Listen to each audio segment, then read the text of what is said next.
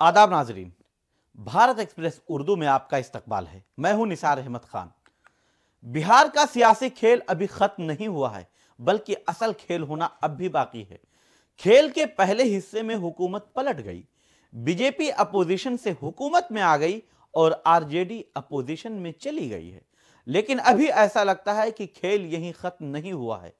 तख्ता पलट और इक़्तिदार से बेदखल होने के बाद ही तेजस्वी यादव ने ऐलान कर दिया था कि खेल अभी बाकी है। चंद दिनों के वक्फा के बाद यह सियासी खेल फिर से शुरू हो गया है और इस खेल का क्लाइमैक्स 12 फरवरी को बिहार असेंबली के फ्लोर पर देखा जा सकता है। दरअसल बिहार असेंबली में 12 फरवरी को नीतीश हुकूमत को ईवान में अक्सरियत साबित करनी है। बिहार में अक्सरियत हासिल करने के लिए 122 अराकीन असेंबली की जरूरत होती है, जबकि नीतीश कुमार को 128 अराकीन असेंबली की हिमायत अभी हासिल है, जो जरूरी नंबर से ज्यादा 6 है, 6 नंबर ज्यादा है। इसी एदाद शुमार के पेश नजर बिहार में सियासी खेल चल रहा है। कांग्रेस के 16 अराकीन असेंबली हैदराबाद में है और कांग्रेस चाहती है कि यह अराकीन असेंबली बीजेपी या जेडीयू के राब्ते में न आए। वहीं कांग्रेस के जो अराकीन असेंबली बिहार में जमे हुए हैं, वो दावा कर रहे हैं कि नीतीश कुमार को अक्सरियत हासिल नहीं करने दिया जाएगा। एक तरफ कांग्रेस को खदशा है कि उनके अराकीन असेंबली को तोड़ा जा सकता है, तो दूसरी तरफ कांग्रेस ही ये खेल भी खेल रही है।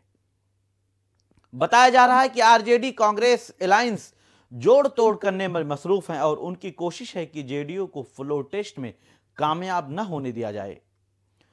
इसी जिम्न में जेडीयू के 12 अराकीन असेंबली पर डोरे डाले जा रहे हैं, इस तरह की खबरें आ रही हैं।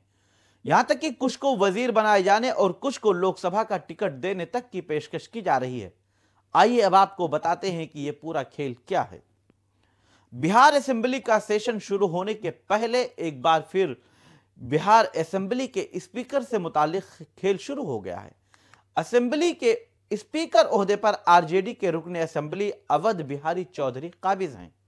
उन्होंने आज ये वाजे कर दिया है कि वो 12 फरवरी से पहले इस्तीफा बिल्कुल नहीं देंगे और वो कानून के मुताबिक ही काम करेंगे।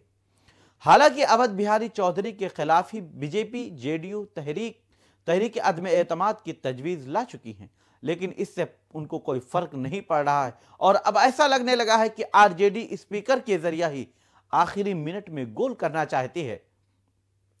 तहरीक अदम एतमाद पर वोटिंग के सवाल पर उन्होंने कहा कि हम उसूल और तरीक़ेकार को मानते हैं, जो कानून कहेगा उसके मुताबिक कार्रवाई करेंगे। ज़ाब्ता अखलाक के तहत जो जरूरी हिदायत या गाइडलाइंस हैं, उसके मुताबिक कार्रवाई की जाएगी। बीजेपी के इल्जामात पर भी अवध बिहारी चौधरी ने जवाब दिया है और उन्होंने कहा है कि मैं एक ऐसा शख्स हूं जो उसूल व ज़वाबित पर अमल करने वाला हूं और कवायद के मुताबिक कार्रवाई कर रहा हूं। आइए अब जानते हैं कि असेंबली में किसके पास कितने अराकीन असेंबली हैं।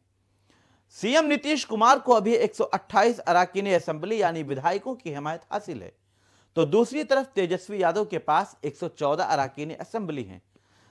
अगर देखा जाए तो दोनों के दरमियान कोई बहुत ज्यादा फर्क नहीं है। तेजस्वी यादव अक्सरियत हासिल करने से सिर्फ 8 नंबर की दूरी पर हैं। इसी की कोशिश चल रही है और उसकी वजह से ही अब तक तेजस्वी यादव खेल होने का दावा भी कर रहे हैं।